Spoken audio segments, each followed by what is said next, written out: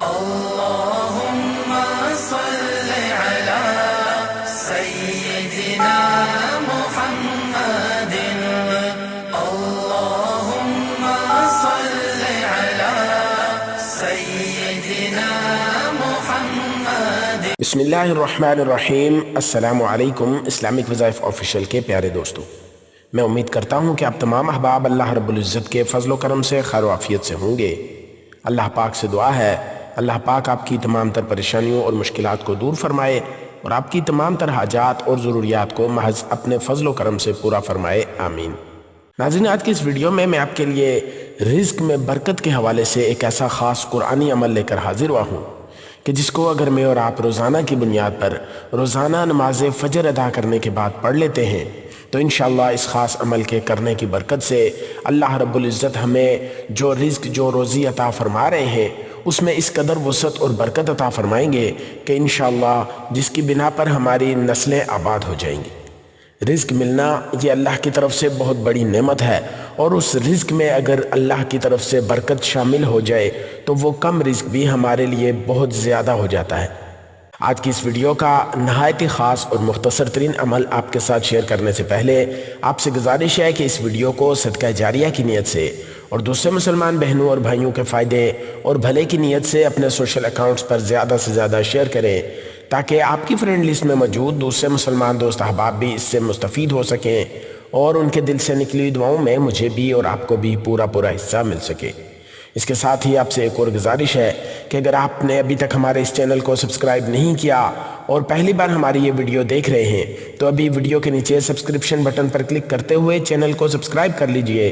اور ساتھ ہی موجود گھنٹی کے بٹن کو لازمی دبا دیجئے تاکہ اس طرح کی مزید آنے والی اسلامی اور معلوماتی ویڈیوز آپ تک بر وقت اور بآسانی پہنچ سکیں۔ آج کل ہر شخص کا یہی رونا ہے کہ ہماری آمدنی بہت زیادہ کم ہے، بہت قلیل ہے، لیکن ہمارے اخراجات بہت زیادہ ہیں، جس کی وجہ سے ہر شخص پریشان ہے اور وہ اپنے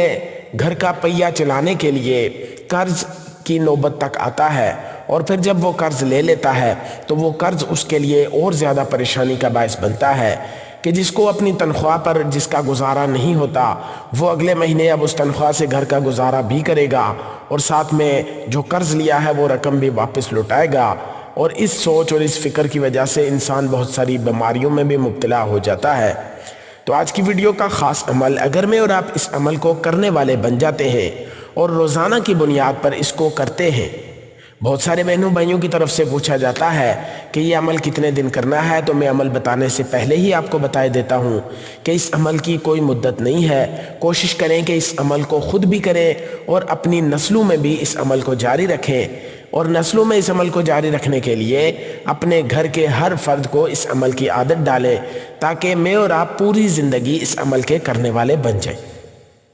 اس عمل کو آپ نے روزانہ کی بنیاد پر نماز فجر ادا کرنے کے بعد کرنا ہے۔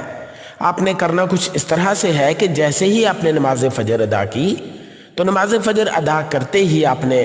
اول کسی بھی مقدار میں درود ابراہیمی، نماز میں پڑھا جانے والا درود شریف پڑھنا ہے۔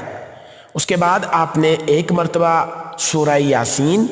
اور ایک مرتبہ سورہ المدثر، سورہ یاسین اور سورہ مدثر کی ایک مرتبہ تلاوت کرنی ہے، اور پھر دوبارہ سے 3 مرتبہ درود ابراہیمی پڑھ لینا ہے۔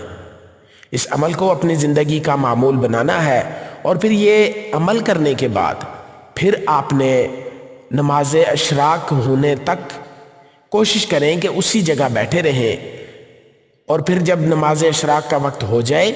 سورج طلوع ہو جائے، تو پھر آپ نے 2 رکعت نماز نفل اشراق اور پھر 2 رکعت نماز نفل صلاۃ الحاجت کی نیت سے پڑھ کے اب آپ نے اپنے دن بھر کے کام کاج میں کامیابی کے لیے خصوصی طور پر اللہ رب العزت کے حضور رو رو کر گڑ گڑا کر دعا کرنی ہے۔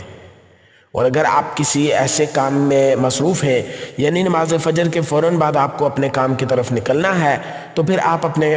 اس عمل کے فوراً بعد ہاتھ اٹھا کر اللہ رب العزت کے حضور دعا کریں، اپنے پورے دن کے کام کاج میں برکت، آسانی اور اللہ رب العزت کی غیبی مدد کے حصول کے لیے دعا کریں۔ انشاءاللہ میں اور آپ اگر اس عمل کے کرنے والے بن جاتے ہیں تو انشاءاللہ پھر ہمیں کسی دوسرے عمل کے کرنے کی ضرورت پیش ہی نہیں آئے گی،